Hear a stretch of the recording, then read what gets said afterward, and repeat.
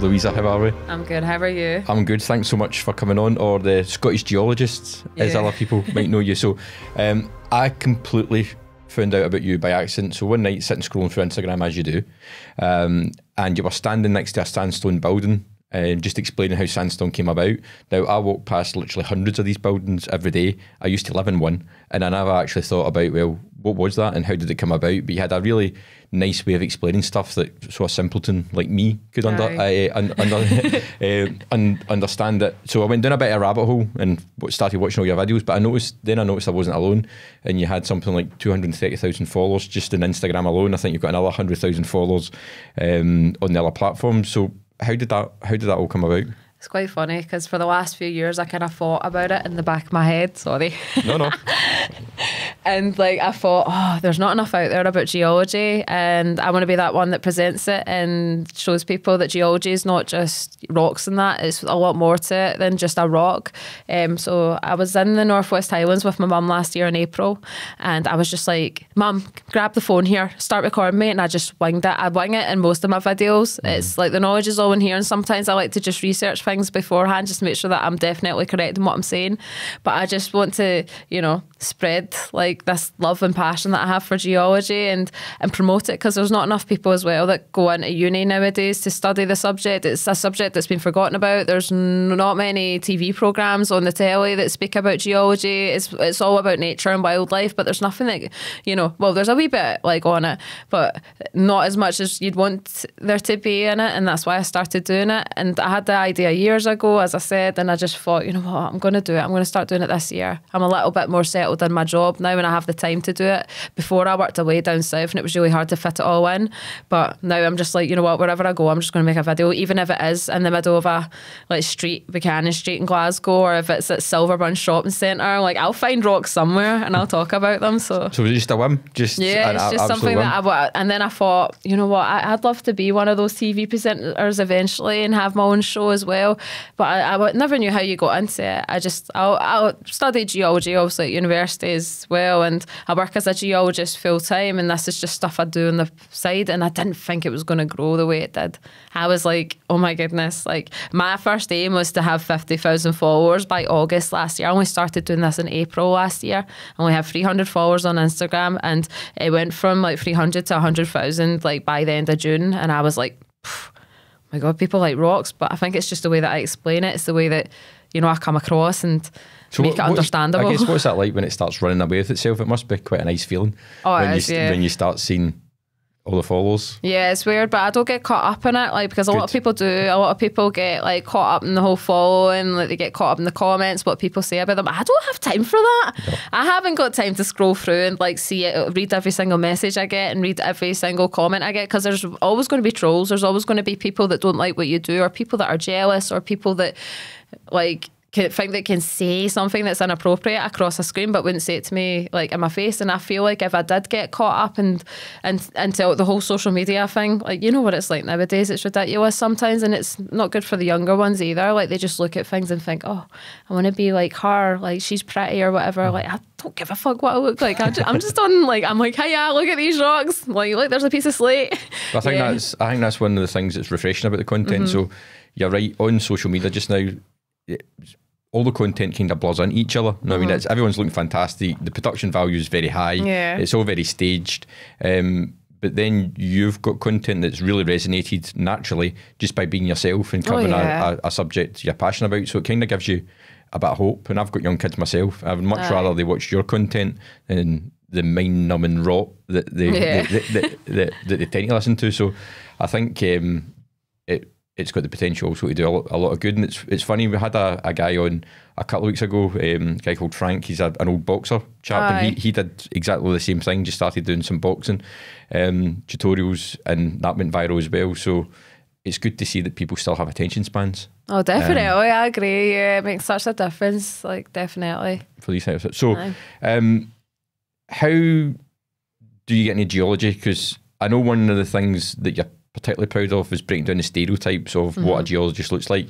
I think about a geologist, and it's a guy for Big Bang. I don't know if you've ever watched that, but it's the guy that has a geology book in Sheldon's just like, he hates geology. And makes fun of him. So it's a big fat guy. You're right in saying that, though. A lot of people like assume a geologist to be either an old man with grey hair, like that's presenting, I don't know, or talking about rocks and that, or they think that it's someone like Indiana Jones. And it's always like a man as well. Like, I mean, don't get me wrong, there's still more men in the industry than there is that, like, you know, of women. Like, but I am not the stereotypical look and like. So how did you get into it? How did you? Oh, I loved Seabat like in the 90s. Like, I mean, I'm a 90s baby, and I loved like the bad geology movies such as Volcano with Tommy Lee Jones in it. I don't know if you've seen that. You've never seen that? Oh my God, it's about a volcano that erupts under San Francisco or something like that, even though I don't think that happened in real life. But you know, anyway, like I liked all those movies. Armageddon, like the one with the asteroid, even though that's not really, it's still geology in a way. They're drilling on a big rock that's flying towards Earth. And then all the kind of documentaries that you had at the time, that I think the History Channel released quite a lot, or National Geographic, like back in the day, released a few, like that just spoke about plate tectonics. But I didn't know that you can go study geology at uni until I went to a university open day in my 5th year. So before that, I wanted to be a fashion designer. I was average at school. I wasn't the smartest in the class, so I was quite average. I had some credit, like some standard grades that were at general, sitting at general. I don't know what it's like in school now. I think it's National 4 and National 5. I have no idea. It's a bit different, but I sat like kind of at a standard level, and I felt like they always concentrated on like the really smart kids in the class, and I wasn't really one of them. I just thought, I'll just go do fashion design or something like that, because I like making clothes and I like being creative. I was good at art, but I was also really good at geography. That was one of my best subjects. But I didn't know that you can go do geology.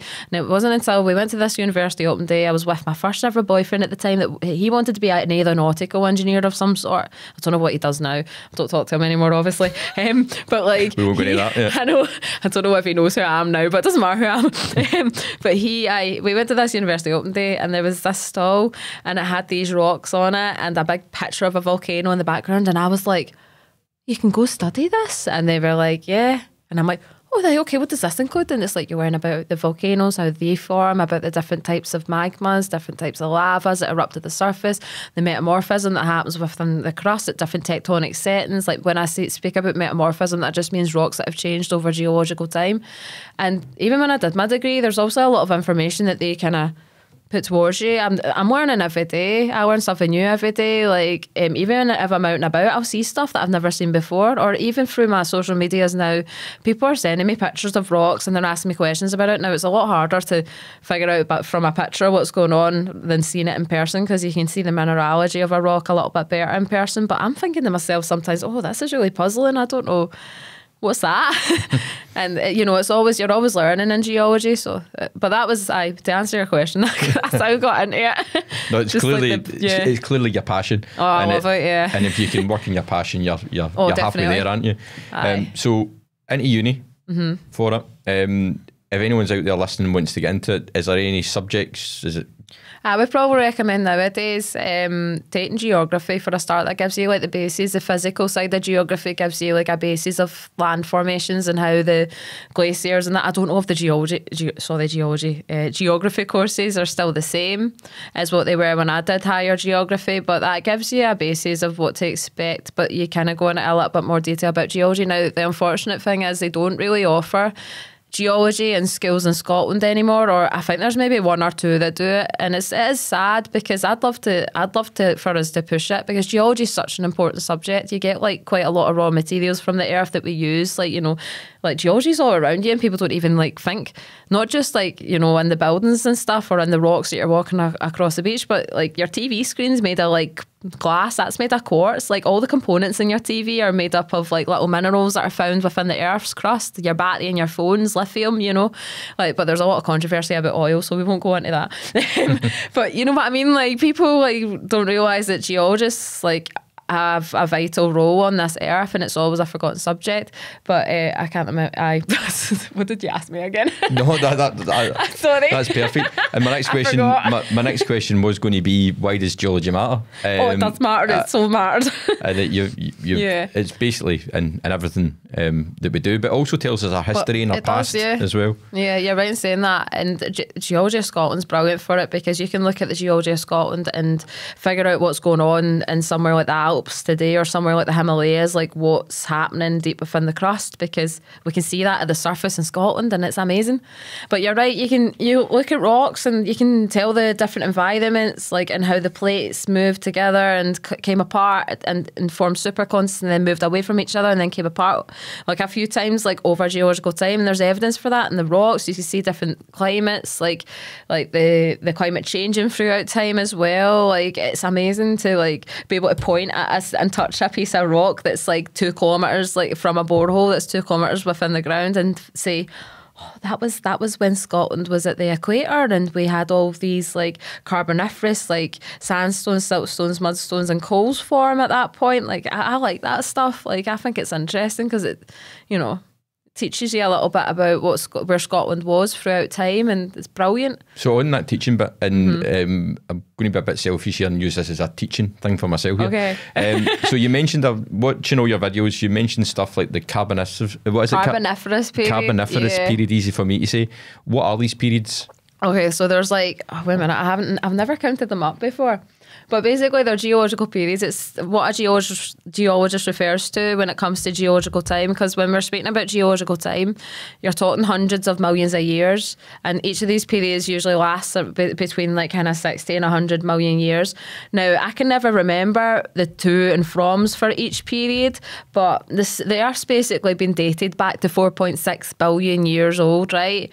And you had like at the very beginning of the time, like the periods such as like the Archean period, and then it moves on to your periods where life kind of exploded onto the Earth, which was your Cambrian period, and it goes through like Cambrian. Pre-Cambrian was before the Cambrian period, around 500 million years ago. And then it's like, so it's Pre-Cambrian, Cambrian. I might get this wrong, and it'd be funny if I did. I think it's Ordovician, Silurian, Devonian. What's after the Devonian period? Is that the Carboniferous period? Carboniferous period, then Permian period, which was 270 million years ago. Oh my goodness, Permian, I can't remember the next one. It's funny because it goes in and out. Are we in a period just now? As the current? We are. It's called the Holocene period.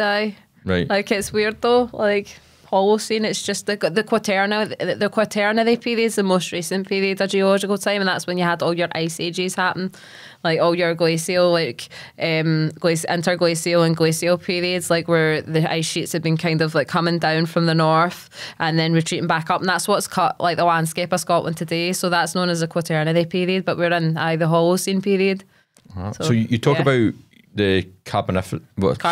It's hard to say some of the words. Don't get me wrong, I can't pronounce some of the words in geology as well. I'm just like, how do you say that when I'm reading I'll get that wrong constantly. I'm hoping to I'm hoping to write a book eventually and make it understandable for people out there, because there's not enough out there that talks about geology, and all the books that like refer to the Geology of Scotland are very, very complicated, and you need to have a geological background to understand some of the words. But I think I could simplify it, and so would you, is that pitched at kids? Is it pitched at just anyone who's wanting to learn about geology? Well, probably more adults and stuff, because that's where most of my followers are, but I could make one based, like, for kids would be too. a good idea, because kids love that stuff. Aye.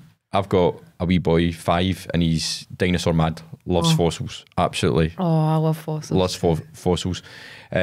So in Scotland, where could I go to find fossils with them? Oh, so if you go up to Fife, like Fife has got loads of Carboniferous rocks up there, and you'll find lots of crinoid stems and bivalve. A bivalve is basically a shell. Like, that looks kind of similar to the shells that you get on the beach today, but it's in the rock. You get crinoid one stems. Of the beaches. One of the beaches, go to any of the beaches up near Kirkcaldy. I can never say that. Kirkcaldy, I can say that. Kirkcaldy. It's when I hear someone else say it, then I can say it.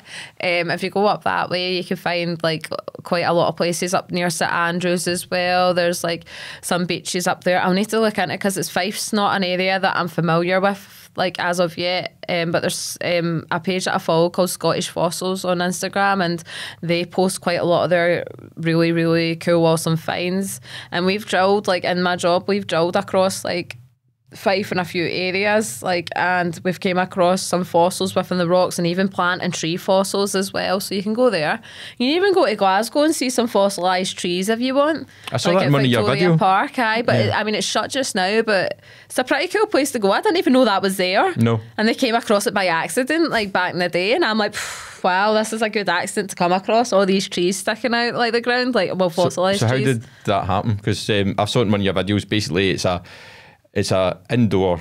Well, they'll put a room over it, haven't they, or a tent? They've put this thing, like, but basically, like in Victoria Park, there's this rock known as dolomite. Now, dolomite is an igneous rock. It's an intrusion, so it intrudes through the crust, and that intruded through the crust during the Permian period, 270 million years ago.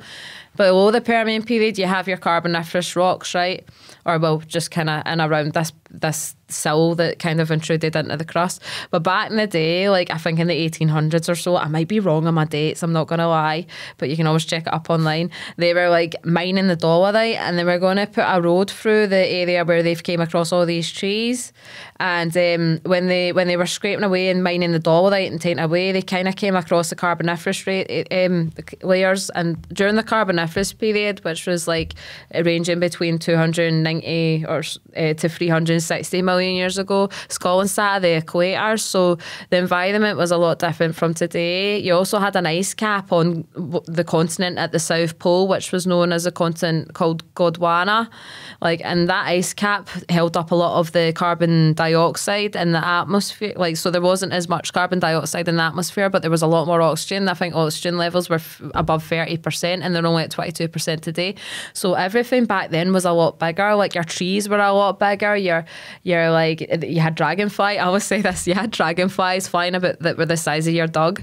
Like, but like, you know, I mean, it depends on what kind of dog you're talking about, but a big dog. Like a big dog. I know, I told my dad that, and he was like, what, really, Petal? That's class. And I was like, yeah, Dad, you had like dragonflies that were like this size, and you had like big leaves, and like insects were bigger because there was more oxygen in the atmosphere.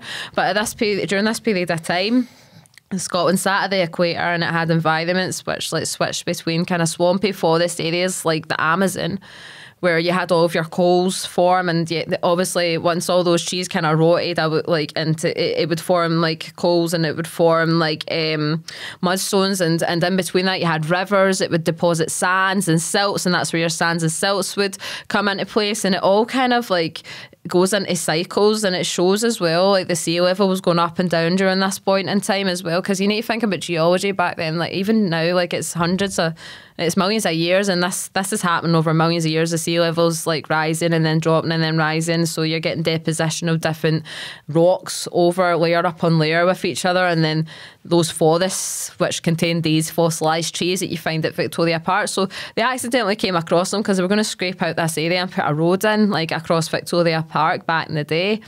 But when they were excavating, they came across these rings like at the surface of where they were going to put this road in, and they were like, oh, these coal rings, what are these? Wow. And it, like the coal, like the trees themselves actually formed a coal, like which was formed the bark, the old bark of these trees. But obviously they're not on the trees. No, they're no longer on the trees because coal's very brittle and it will just fall off. So when they excavated down and around these trees, they realised, oh my God, this is a fossilised forest. Wow, what kind of trees are these? Like, this is amazing. Like, I can never pronounce it right, but the tree's called Lepidodendron or something. Lepidodendron. I can't even remember how you pronounce it because it took me ages. See, when I was doing the video, I was like, how do you say it again? Like, I should have looked that up before, but it is what it is. Lepidodendron, that's it. Lepidodendron, I got it. See, it just takes a few saying it in my head and then I know. So these trees are referred to as Lepidodendron, and they had this like kind of outer like thing made up of coal, the outer bark, and that all kind of flicked away, and then you were left with the middle of the tree. Now what they think happened was back in the day during this Carboniferous period, there's been a flood where the river these trees have been sitting on a floodplain, and the rivers, there's been a storm and the rivers just swept and like pushed these trees like over, and then you're left with the stumps, and obviously the stumps are still on the ground, and that's why they're just kind of cut like the rest of the trees just been swept away and dumped elsewhere. And you can see as well, it's not just the tree stumps that are there, but at Victoria Park you see that there's some of these what are they called? the centres of trees. Yeah, trunks that have just kind of fallen over, and they've been measured up to 30 metres, like in certain areas. So we know that these trees were quite like tall and quite interesting, like wee characters. And the trees as well, they were hollow, so the middle of them's been filled with sand, like which has been deposited by that storm, like that river, like that's came in again and swept in sand that's filled in like the middle of these trees. And also for geological time, layer upon layer gets deposited on top of them and compacts into like what's known as rock. Like, so the sediments compact into rock once they're buried at certain depths, like compaction just and liquefaction, whatever it's called, like kind of just squeezes the rocks and it turns them into rock over geological time. Is a rock just pressure and heat? Is that? Yeah, something like most of the time that's how it's formed. Just the more it's buried, but except from when you get lava, like that, well, magma, that it's called magma when it's seeping through the crust, and then it's lava when it's at the surface. And when that erupts at the surface, that kind of crystallizes straight away. So that's probably just your only kind of rock that forms just by, you know, heat or, well, cooling down from heat. So, but yeah, like any other sedimentary rocks are deposited layer upon layer, whether it's like on a beach, like by rivers, like in like an environment, a swampy, like kind of forest environment, eventually would turn into like a coal, like mudstone, like in the sea, like you get deposition of all these sediments that are carried by the rivers down into the sea, and they lay on the seabed. Every kind of rock that's like that has the accumulation of sediments is known as a sedimentary rock.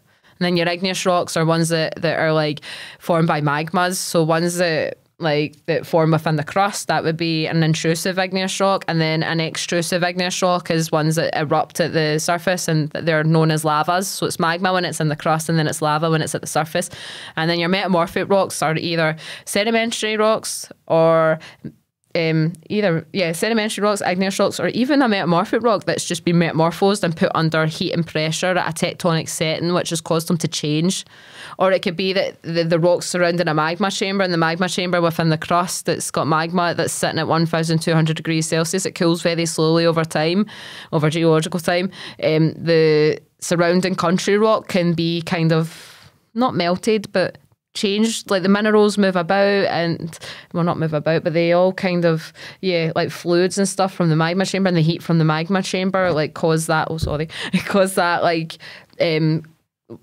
metamorphism on the outside of these rocks. So there's loads of different things you can go into when it comes to geology. It's not just like, oh, that's a sandstone. There's so many different rock types out there. And so how does, like, so there's a slate on the table here. Slate, yeah, so I love slate. How does slate come about then? Because it's dense, flat. Yeah. So slate, this wee bad boy. I'll just point at I don't know what camera to put that. Point at one, they'll pick it. Yeah, like so slate used to be a mudstone. So originally it was deposited. Mudstone could be deposited in a few different ways. It can be like so slate's mud. Yeah, basically. It's basically mud. And what's happened is this mudstone's been. It's the first phase of metamorphism, and which is like known as low-grade metamorphism. So this is a low-grade metamorphic rock. It's when you have the beginning of like pressure and temperatures affecting this rock. So this would sit in the crust, like it may be sitting at a temperature around 300 degrees Celsius, and it allows you can see there's like lineations in here, like alignments. So the minerals start to kind of change. Like during metamorphism, you have a lot of fluids moving about in the rock. And again, when I'm talking about this like process, it's happening over millions of years. It's not just like an overnight thing like that. Like it's causing all these minerals to align, and the pressure and the heat that this rock's put under like causes it to change into a slate. Now a slate then changes into the next rock, which is known as a schist. And a schist is very shiny and glittery, and it has coarser grains, and that's known as a medium grade metamorphic rock. And then from a schist it changes into what's known as a gneiss. Now when I say gneiss, it's GN, I think IESS, or it might be EIS. I can't remember how you spell it. But a gneiss is like a banded, like the minerals get to the point where they're buried deep within the crust that they start changing, like, and they separate out into their different mineral bands. Like, so it's mental, like when you think that this can change, like from a mudstone. It was originally a mudstone, and that's what I talk about the Scotland Highlands, like in particular, there's slate in the Scottish Highlands, and then there's schist all over the place as well, and there's like these metamorphic rocks that have just basically been put under pressures and temperatures. So this slate's probably formed when you've had like two continents collide with each other, like, because when that happens, or two plates collide with each other, usually it's a continental plate and a oceanic plate. I just always use my hands, like I like using my hands. You're fine. And because the oceanic plate's a lot denser than the continental plate, and that's lighter, the oceanic plate will subduct under it. So this is a plate boundary known as a convergent like plate boundary, like, because it's convergent, it's like a destructive plate boundary. It's destroying like and recycling crust, and you know this crust has been created elsewhere at a mid-oceanic ridge, such as like the one in the North Atlantic today. So this is how plate tectonics kind of work. Obviously the Earth's made of like all these different plates, and they recycle. The Earth doesn't get any bigger, like it just recycles the plate like elsewhere, and it subducts under and pushing it grows, it pushes like elsewhere. When you've got like eruptions at the like in Iceland just now, for instance, like, and you've got eruptions along that mid-oceanic ridge, which is pushing the plates away from each other.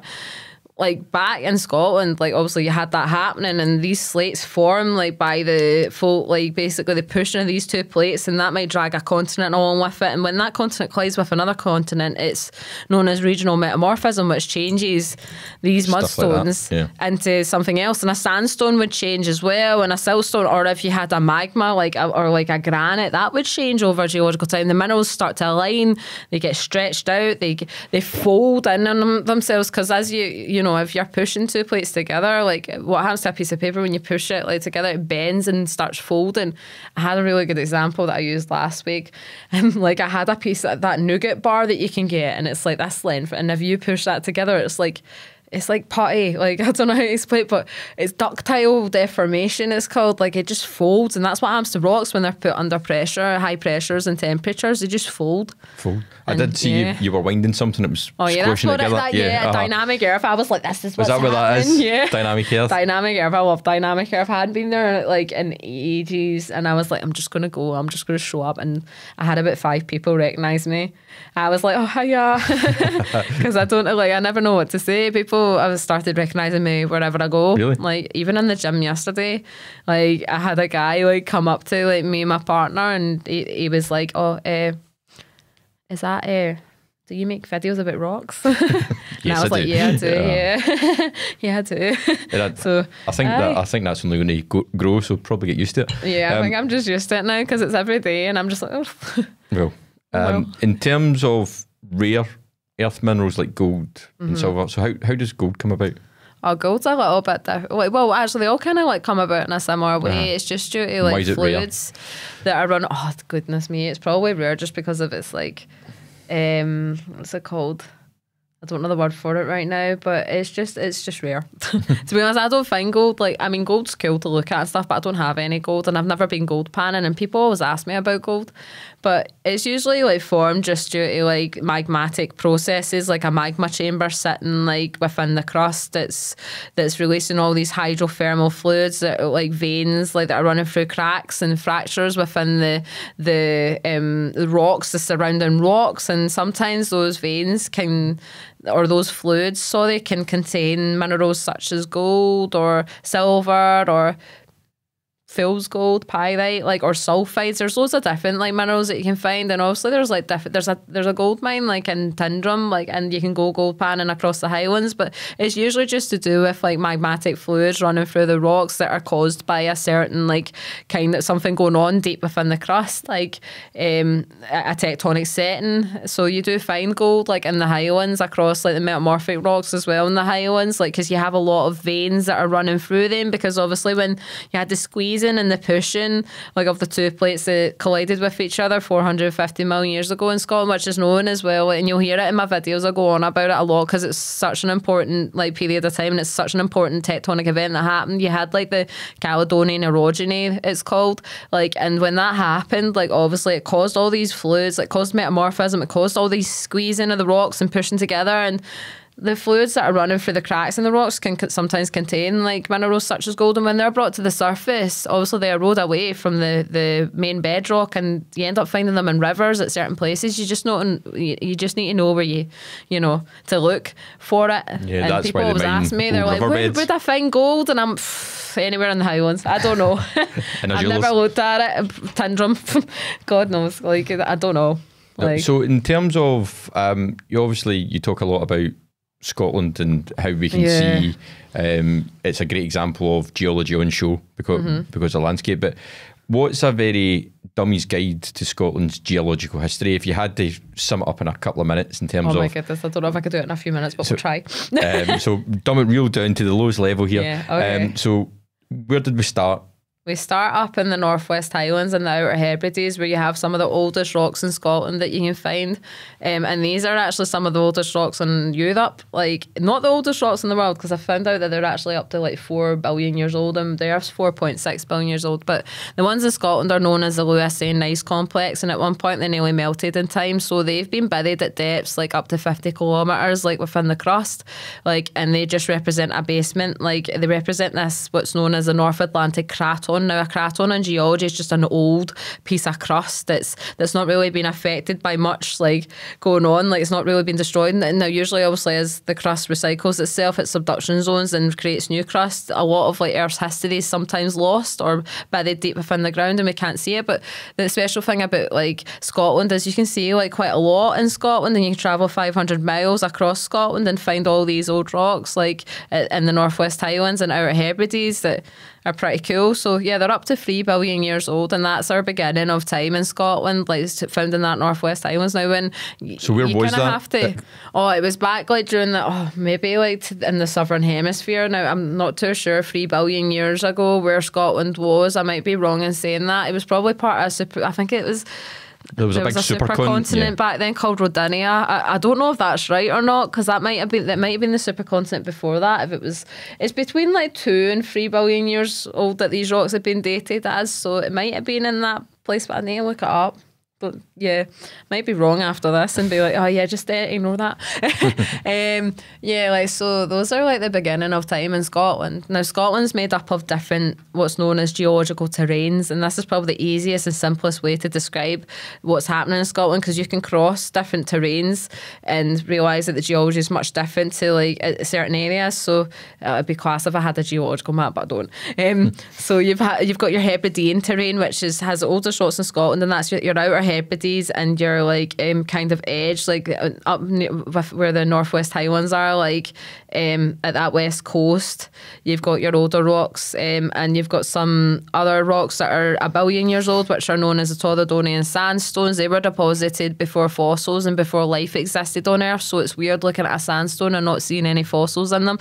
But they were all kind of put there like by braided rivers back in the day, like 1,100 million years ago, or 1.1 billion years ago. And you've got also your Cambrian quartzites and your Durness limestone and all that jazz. So there's sedimentary rocks in the Northwest Highlands that sit on top of these older rocks, and that kind of makes up your first terrain of Scotland when you look at a geological map. And I probably will do a video on this explaining like the different terrains of Scotland, because it is really hard and complicated to try to explain it.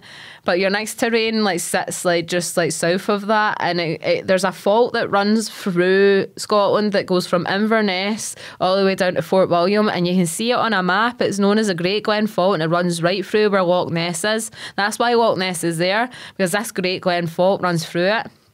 And the Great Glen Fault formed during like that Caledonian Orogeny, and what's happened is like it's kind of like as the two like these two plates kind of slided past each other, like this fault was like something like similar to the San Andreas Fault today.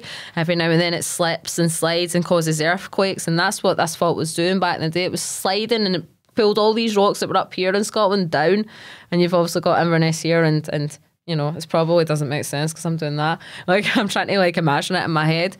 So as that was going on, like, obviously, back then you had these rocks, like, that were in the Northwest Highlands known as the Moyne Supergroup, but I think their name's changing, but they're metamorphic rocks, and they like were deposited originally back, like I think it was like 1,000 million years, 800 million years ago, and they were like deposited into like a kind of like marine like area, like just sediments that were just dumped into the sea. And what happened to them was they got caught up in that mountain building event, that Caledonian Orogeny, and metamorphosed whilst this like Great Glen Fault was moving like down. Is it still moving today? No, I mean, I don't know, like maybe a wee bit, but minuscule, like I would say like tiny little amounts. We still get earthquakes in Scotland, but they're tiny, like, and it's just like little movements within the crust faults. Obviously there's not really like a plate boundary here, like that there was back then, like where you had the subduction zone going under, like basically you had England, because England and Scotland weren't always together. We were separate, like from each other. Funny you had that, England, I know, because that's like what happens in actual history as well. And you learn that in history, but it happened in geological history. So England was on a continent known as Avalonia, and Scotland was on Laurentia, and they both came together during that Caledonian orogeny that formed the mountains of Scotland, the Highlands of Scotland.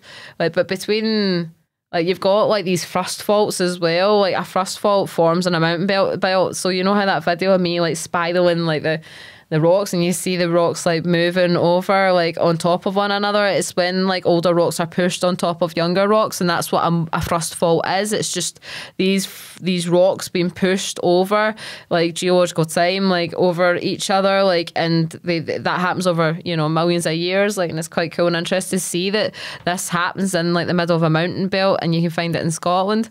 But going back to my story about actual, like, it's hard to explain, to be honest. Like, it's trying to dumb it down. It's like a bit like hard, but I mean, hopefully it makes sense. But yeah, you've got your metamorphic rocks that make up the Highlands, like, and they like south of Inverness all the way down. Those are known as like the Grampian Highlands, all the way down to like a certain point where like kind of the mountains disappear. Like, I don't know if you've ever been up the A9, you're travelling along Scotland and all of a sudden all these mountains appear, or even up by Loch Lomond, you can see that there's something going on there. So there's another fault line that runs from Stonehaven all the way through down to like Helensburgh, then through on Arran, and that's known as the Highland Boundary Fault Line. And that separates the lowlands to the Highlands of Scotland. So the Highlands are made up of your Dalradian supergroup in this area, which also has granitic magma chambers, intrusions like that you can, and different lavas and stuff across it as well that are represented, like that formed during that period of time, yet again like during the Caledonian Orogeny. Like, it's all to do with this big major tectonic event. And there was another one called the Grampian Orogeny as well, which was before the Caledonian Orogeny, that affected these rocks too. But they're all like very, very I was going to describe them as fucked up, but I don't know like if I can say that, but like, you know, they are all like very metamorphosed. They've been through several different deformations, like they've been deformed like over and over again. They've been pushed, squeezed, pulled apart. Like these rocks have seen some history, and you can go see it and see the evidence in the rocks where you have like these massive structures where the rock was once like that and it's now like that. It's just completely folded in on it, and then it's folded again. Like, so it's so weird pressure, to, isn't it? you're like, jeez, like, what's going on here? People might look at it and just, that's just a rock. That's not just a rock. That is something. Like, that's showing you that the crust is like ductile under certain pressures and temperatures when it's buried deep within a mountain chain. You've got tectonics involved and stuff. So like, you've got your Highlands, your Grampian Highlands, all those metamorphic rocks, and then you've got your lowlands, like, which is... the lowlands the boring bit? Is that... Yeah, this is where we are now. Oh. So underneath us, you've got your Carboniferous. I mean, Carboniferous rocks aren't that boring. Sometimes they're all right, like, especially when you find fossils in them, but for me, sedimentary rocks are like, they're all right. Like, I don't mind looking at a sandstone every now and then, but your main, like, rock types, your cool rock types are in the Highlands. Like, so across, like, the Midland Valley, it's known as, and this next terrain, which is like Glasgow, like all basically between that fault line that goes from Stonehaven to all the way through to Arran, There's a lot of coal as well. Yeah, there's coal as well. So that's where your coal forms during your Carboniferous period. You've also got your old red sandstones in the north, and you can see this old red sandstone across some areas in Glasgow, some areas up near Stonehaven, just south of the Highland Boundary Fault Line at Stonehaven, and at a brow of cliffs. Like, they're all made of old red sandstone. You see it at Portncross, down the coastline, like on the Isle of Arran as well. You've got it on Cumbria, like the little wee Cumbria, like however you say it. I should know that. I'm from Largs. Yeah, my dad will be laughing at me when he watches this. But so you've got your old red sandstones. They were deposited during the Devonian period, and that's all the sediment that actually was eroding away from these big massive mountains that were forming in the north. Because, as obviously I said before, you had the two continents collide with each other, and it caused all this crustal thickening and caused these mountains to grow, and the rocks all foliated and ended up all like deformed over geological time. And as that was happening, also the erosion, like the rivers were taking the sediments and dumping them in what's known as a basin. Like the Midland Valley was a basin at one point where, like, obviously you had the transgression and regression of a sea level, like you had forests like as well at one point, like so the environment changed. It was like massive like rivers like crossing like the area, and as Scotland moved northwards like towards the equator, then you had like the formation of your coals, your sandstones, siltstones, mudstones, coal, sandstone, siltstone, mudstone, coal over and over again. And your coals obviously come from those forests that once existed, like where you can see obviously at Victoria Park as well, like, and that represents all your kind of Glasgow and Edinburgh area. And that's the reason why Glasgow and Edinburgh are actually where they are, because during the Industrial Revolution, now I know that there's a lot of controversy about this as well because it's to do with coal and fossil fuels, but that's an unfortunate thing you have to talk about sometimes in geology. It is what it is, you know, it's part of history, you have to learn. But and they didn't know back in the day like what coal was going to do to the environment, so you know, but yeah, that's it. We wouldn't be in Glasgow like here today like without coming across those coal measures, like the coal measure formations, like the form, like, and they've taken obviously all that out, or like most of it out, and there's mines all over the place, and like, and same in Edinburgh, like you've got all these coal formations, like which represent that Carboniferous time, like 290 to 360 million years ago, and then after that, Scotland went into like a period at the time where it was situated in the middle of a continent, the supercontinent known as Pangaea. And that's when you had like similar kind of an arid environment, a similar environment of what you see in the Sahara Desert today. So that you had like wind flowing about and depositing all the sand on sand dunes, and the sand dunes constantly moved about, and you can see that in the rock record as well. And it's amazing just to look at it and see it in the scale that it is on the beach, and you're like, I'm touching rocks that formed in a desert right now. Like, that's cool. And obviously they've quarried it and they've made buildings out of it. They've made buildings out of the Carboniferous sandstones as well. And that's when you're walking through Glasgow, you're like, yep, it's Carboniferous sandstone, your white and yellow sandstones, and then your red sandstones, either your old red sandstone or your what's known as a new red sandstone, your Permian sandstone that was deposited during that desert kind of area where you had the movement, all this sediment by the wind. So it's just cool and interesting, like, to think that that's found in Scotland. Like, and then you move to the southern part of Scotland, which is separated again by another fault line known as the Southern Uplands Fault Line, I think it's called. And these rocks that form in the Southern Uplands, and I was actually like there today because I went to Lead Hills and I seen some of the rocks that have formed there, and you can see them down by the coast near Girvan and stuff. These rocks like were actually formed when you had that closure of that Iaptus ancient ocean, known as Iaptus Ocean.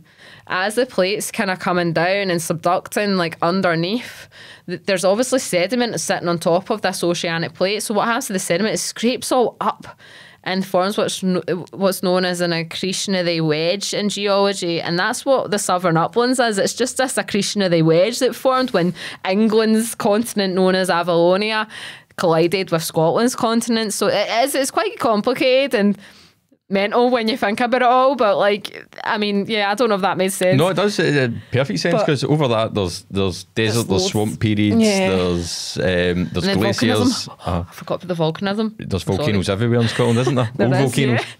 Yeah. Extinct volcanoes, because people are like, are they still active? I'm like, no, they're not still active. You're not going to die.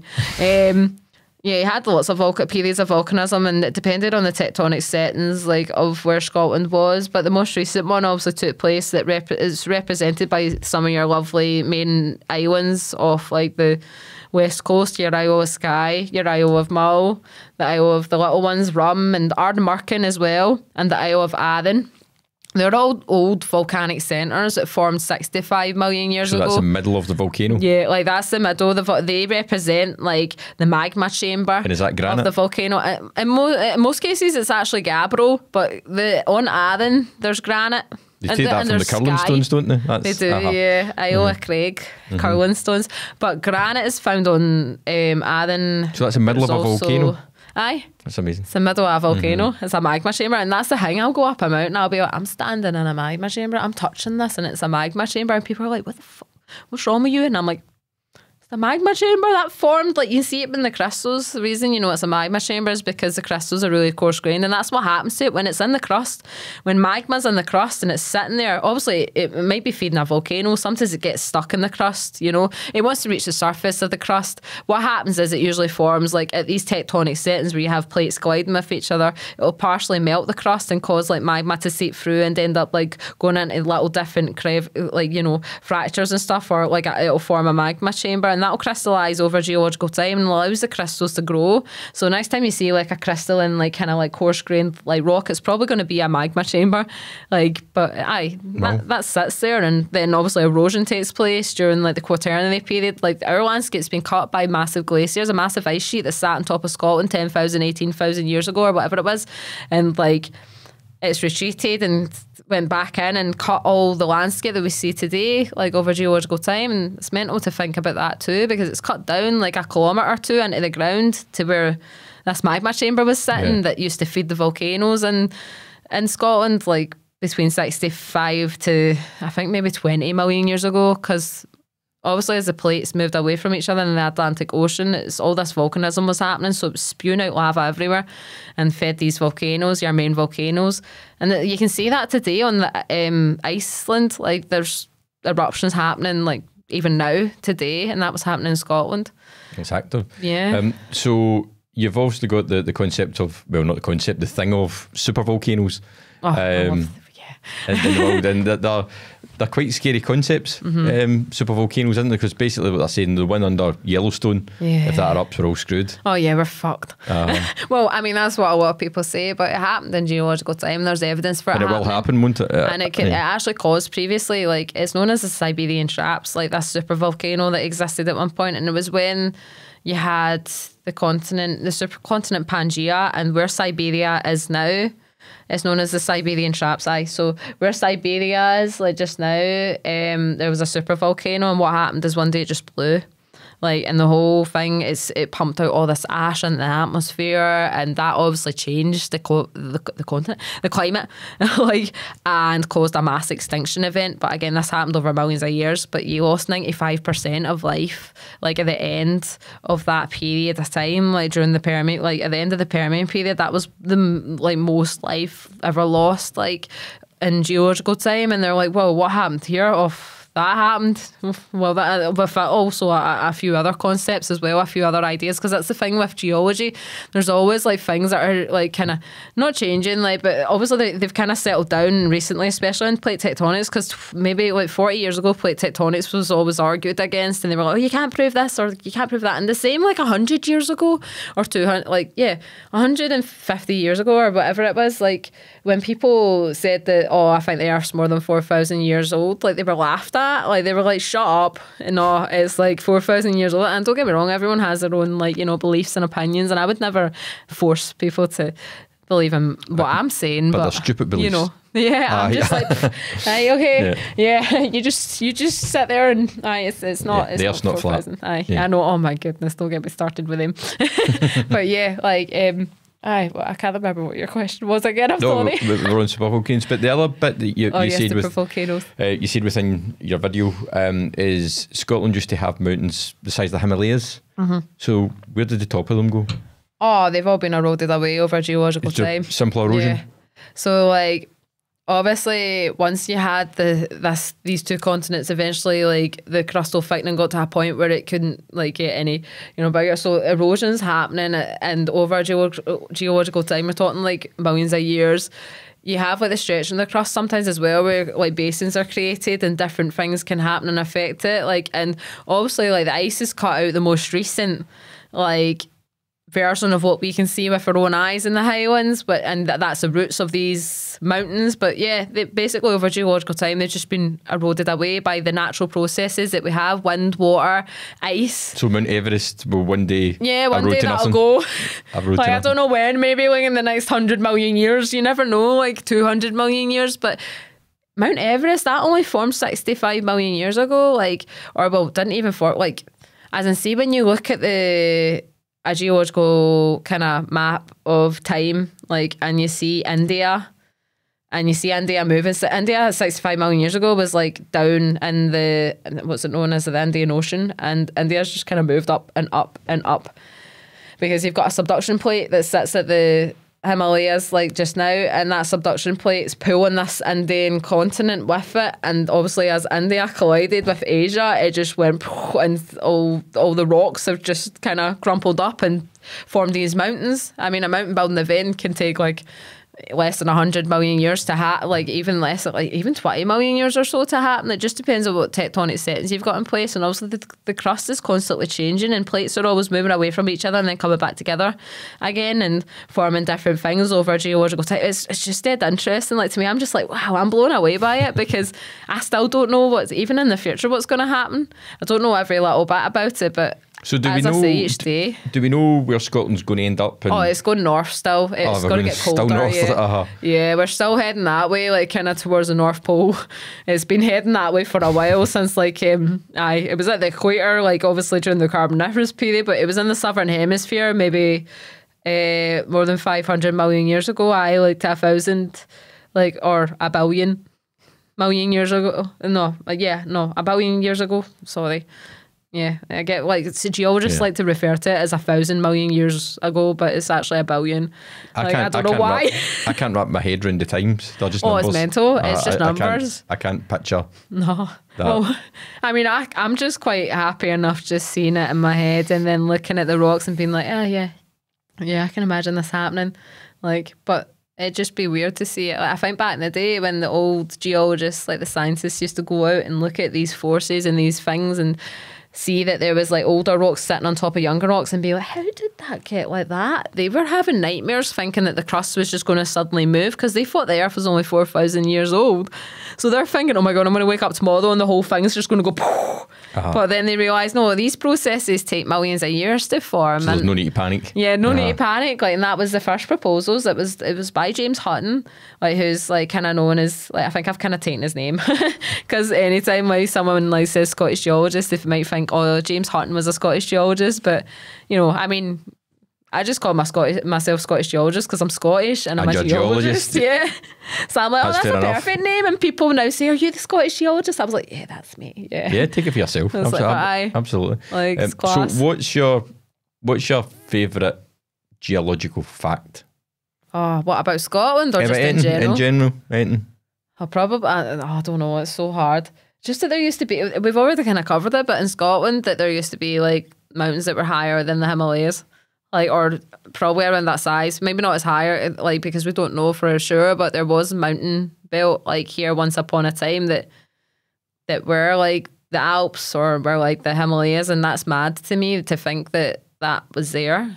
And it's just all kind of been eroded away. But the special thing about it is you can go and see the rocks that you can find in a mountain chain, like these rocks and minerals that form just in those kind of conditions, like the high pressures and temperatures deep within the crust. Like, I think that's amazing that you can go see it and they're at the surface. And it's not just Scotland, there's places across, like even Manhattan, like, I mean, like in New York, you can go and see some of the same rocks, like, that are known as schist, and they're all foliated and beautiful, and they have really nice minerals in them, like gemstones, like known as garnets and stuff. And I think that's fascinating. So yeah, probably you can really that. see it in New York because you get to Central Park and all of a sudden you've got all these big stones. Yeah, that's what I'm talking about, those rocks. It's called Manhattan Schist, and it's so pretty. So if you go to New York, like, and obviously, like, have just a look at these rocks, they're brilliant, and there's faults running through them, and there's, like, veins running through them, and I'm just like... Is that what you did when you went to Central Park then? Or? Yeah, I spent, like, a good hour and a half in Central Park just walking through it, and my dad and my sister were just looking at me like... what's wrong with you? And then we went to the Natural History Museum, and that's where we were going, and I spent like 4 hours in the rock section, just the rock section. No, do you not want to go see the rest of the museum, Louisa? No. I'm happy with my rocks, I'm happy here, I'm fine, thanks. Even in Dynamic Earth the other day, like, I was in that section, like, just the first section where they're talking about James Hutton, and like, I don't know if you've ever been to Dynamic Earth, but they have all these rocks out, right? And then they have, like, in the next room, like, a kind of, like, this globe of, like, the earth, and it shows you over geological time what the continents were doing, and I'm just sitting watching it over and over again, like, that's where Scotland was, and then that's when we had the closure, and then there's people walking through going into the next step, and I'm just still sitting there, like, watching this like globe going about, like, changing, and I'm like, that's so cool, yeah, I like that. That's the best part of your videos is when you're talking to something, you spot a rock away in the distance and take off after mental. It. It's so genuine. It's a genuine reaction of somebody who loves a rock. Oh, that's it. That's me. Honestly, it's ridiculous. So, anywhere I go, I feel like someone should have a camera on me everywhere, because I'll come out with funny things all the time and I make it like, you know, educational but funny at the same time, and I think that's why people like it, and that's why a lot of people like kind of have said to me, it's just brilliant. very You're natural. very passionate about it, you're very like enthusiastic about it, and you're yourself, and that's what makes a difference. Is instead of trying to pretend to be someone else and being like, this rock formed during the Carboniferous period, I'm just like, all right, so this rock was back in the day, like, you know, for like, and it just comes out like naturally, and I just talk the way I talk the now. Like, I think it just kind of, you know, and people just are kind of drawn in, and they're like, that guy that was making me like rocks. Yeah. I have had that a lot. People are like, I've never thought about rocks before I met you, and now I'm looking at them everywhere I go, and I'm like, yeah, see, people forget about rocks. And that's a talent in itself, bringing something to understand other things. It's a talent. So before we finish up, what's next for you? Oh my goodness. Wait a minute. Have a drink. Sorry. I took that at the wrong time. I've got a few things that are like I'm planning over the next like few months. It's just really hard to fit them in because, as I've said before, I work full time and my job is like my main income. Could you see this turning into a mainstream income? Potentially, yeah, I think so. It will do eventually. Like, but I'm just trying not to worry my work too much because they're like, Louisa, you're not allowed to leave. And I was like, oh no, I'm not going to leave. I want to start taking people on geology tours across Scotland. It's something that I've been thinking about for a while. It said online that they're fully booked out. I mean, in terms people, of like, they're waiting for years to come for these tours, especially. Yeah, well, that's what I've heard from the other tour companies like that are based in Scotland. Like, and also that's just to do with the history of Scotland. There's no one that really offers. What about, like, you know, people forget about the rocks. Mines are going to be offering the geology of Scotland, like the geology of the NC 500, the geology of the Isle of Skye. People would be interested in learning about that stuff, I think. Like, and I have had a lot of people message me, Americans, like, message me, like, saying, oh, do you offer tours? Do you offer, and I'm saying I will do soon. I just need to, like, make sure that I've got the correct procedures in place, policies, insurances. I want to do it all right. And this will be something that I do in my spare time as well. And I'll work around the people that are interested in it. But that's one of the things that I've kind of got planned. And then obviously I've been invited to do all these talks and stuff, and I want to start offering as well, like maybe geology, simplified geology courses and stuff like that just not really geology, like a talk that people would attend and learn a little bit more about like how the earth formed or about the geology of Scotland. I think there's an interest there for that. And then there's the book as well. Like, I keep saying this, that I want to write a book on the geology of Scotland. Like, one day I've had like a few people come to me, like a few publishers, like publishers. What's wrong with me? I've been saying too many geology words. Publishers. It's the end of the day. Where did that come from? It's because I'm tired and I'm on night shift. No, I'm all right. Like, so there's been a few of them approached me and asked me if I want to write about it. It's just try to find the time. Like, I don't really have the time to do everything, and obviously I still try fit in and going on adventures every now and then to be able to get this content for everyone. And it's also self-funded, so it is hard. And it's as well, I've just started figuring out how you actually make money on on social media, so that's something that's new to me. Can't really make much on Instagram. It's really difficult on Instagram, but YouTube's the best place to yeah, make money. YouTube's, I've heard, is the best place, but I've been trying to build up watch hours on that, like, because you have to have 3,000 watch hours to be eligible for it, and I'm only sitting at like 1,000 so far, but I only set up my YouTube like 2 months ago or something like that. Like, so I've been trying to upload all my videos onto that as we go through it, and then I've worked out last week how to make money on TikTok, and I'm like, okay, this is going somewhere. And then Facebook, I've kind of like been for the last, like, because my Facebook's tied in with my Instagram, so whatever I post on Instagram goes on Facebook.